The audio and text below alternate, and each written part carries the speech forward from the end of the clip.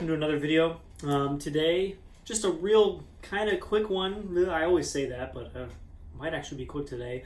It's the end of the year, and I thought I'd wrap it up by talking about my favorite things. There's not a whole lot this year. I've gone through a lot of stuff. I've bought a lot of things, sold a lot of things. Not a lot of them made it to the top of the list. And no, this is not in that list, even though now it does play a lot better. Pro tip, align your valves. I'm going to make a video about aligning valves soon, probably in the next couple days, because I have time off. But yeah, this plays way better now, and it is ready to have this all hacked off and disappear. So, on to my favorite things, which, again, does not include this. See you in a moment.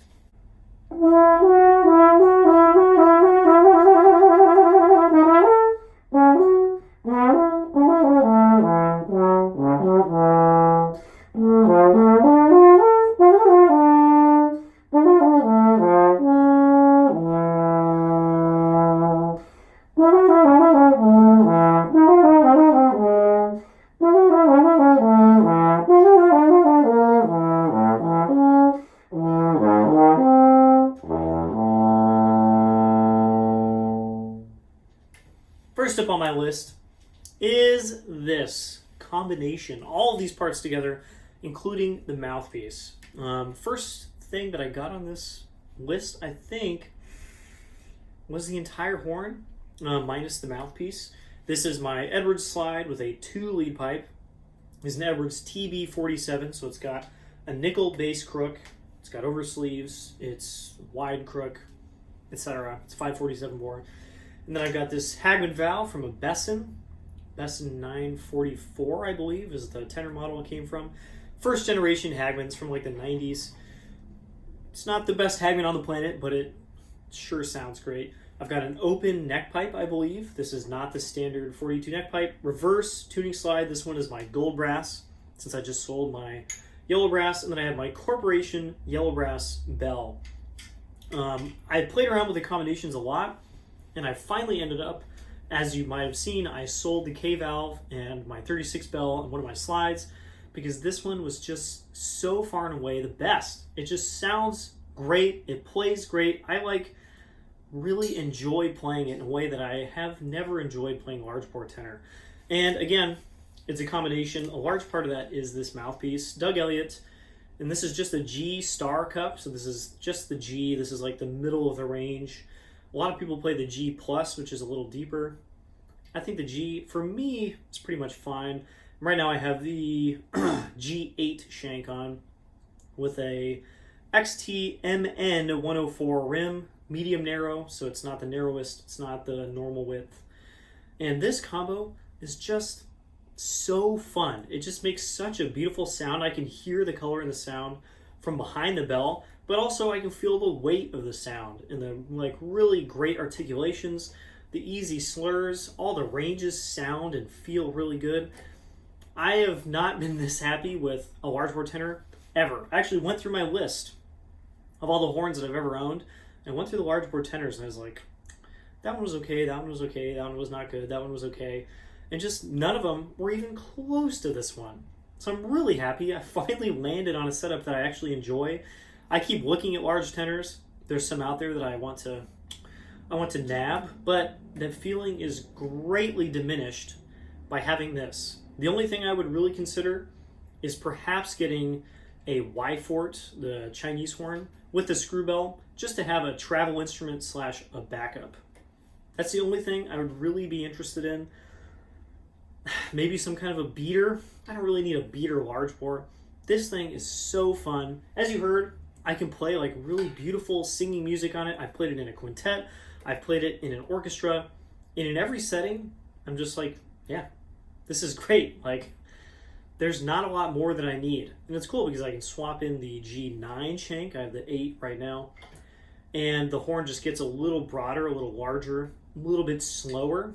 And on second trombone, it's perfect. It just makes a little more beef in the low register, kind of fills out the section a little more.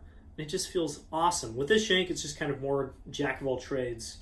And yeah, I did not expect this to work out like it did.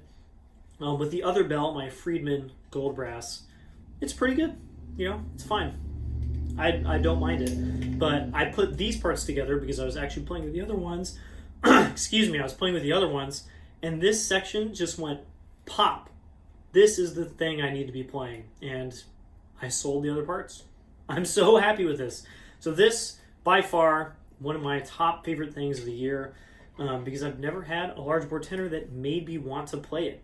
And this one I actually got out just for fun today and played a bunch of music on it. So yes, there are large bore tenors out there that feel like real instruments, and this is one of them. On to the next one.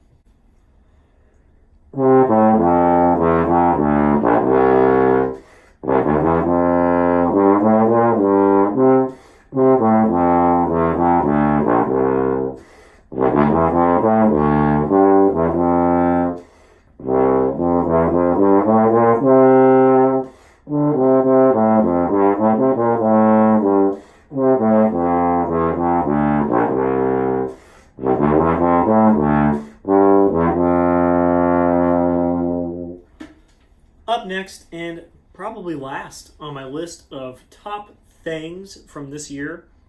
Again, I had a lot of things this year. A lot of them were really good, but not many of them lasted the whole time. A bunch of them got sold, and not many of them brought as much joy, like accidental joy, as my B&S MS-27, right? Sarastro, Meistersinger. There's a bunch of different names for this. I love this thing, and it's weird because I get the feeling that I don't love it. I'll kind of let it sit in the case. I'm like, I should probably just stick to the Shires or, one of the Bachs that I actually don't have right now. I'll play the other stuff, play my Yamaha instead. The other night, I did busking with some friends, and it was a blast, but I was almost late. I was like, oh crap, I need to head out.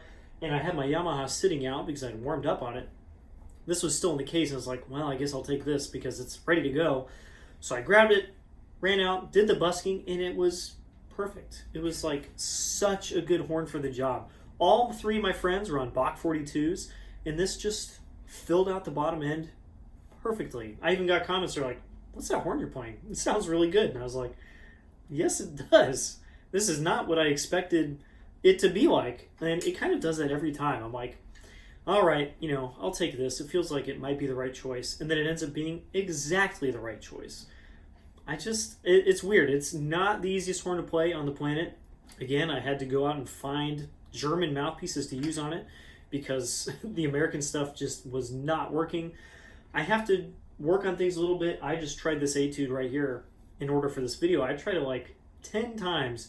And the double valve range, the C's especially, wanted something completely different than my other basses do. Upper range on it is actually pretty good, but it's just a different blow. There's a lot of things about it that are just a little odd, and it all adds up to being really good. I used this a lot this year. Every time I was like, you know what? I don't want to be blasting out the people in front of me. I don't want to have to work a lot to do what I'm doing. I brought this, and every single time, it was perfect. I used it on a smaller version of Nutcracker, a reduced version of Nutcracker as the only trombone. Perfect. I used it in the orchestra on Dvorak 9.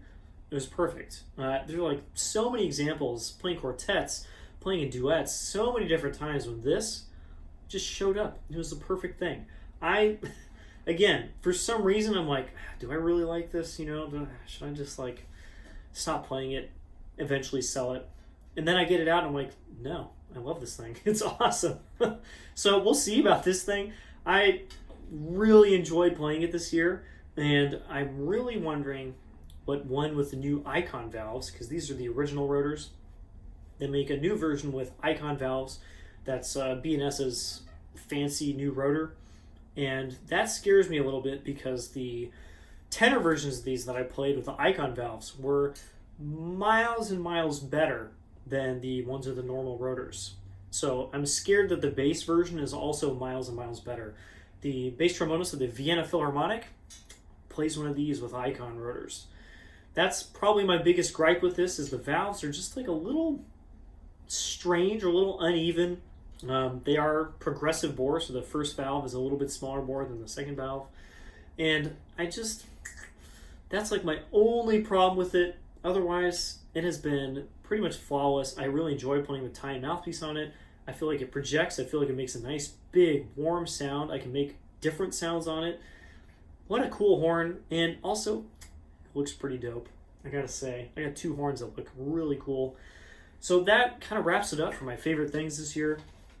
I have a tenor that makes me want to play tenor. Never happened before.